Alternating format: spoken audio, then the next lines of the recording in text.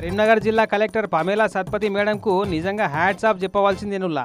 ఎందుకంటారా, ఇగో పిల్లలను కానీ పెంచుడు ఇష్టం లేక చెత్తకుండీలల్లా ముళ్ళ కంపలల్లా మురికి కాలువల వారేసి పోయేటోళ్ళు ఎవరన్నా ఉంటే గట్ల అనాథల లెక్క వారేసి పందులు కుక్కలు వీక్క తినేటట్టు పాపం మూట కట్టుకోకుండా పట్టుకొచ్చి ఈ ఉయ్యాలలో వేసిపోవచ్చునని ఓ కొత్త పథకం షురువు చేపించింది. ఇట్లా గట్ల ఎవరన్నా పిల్లలను ఈ ఉయ్యాలలో వేసిపోతే వాళ్ళ బాగోగులన్నీ సర్కారే చూసుకుంటుందట.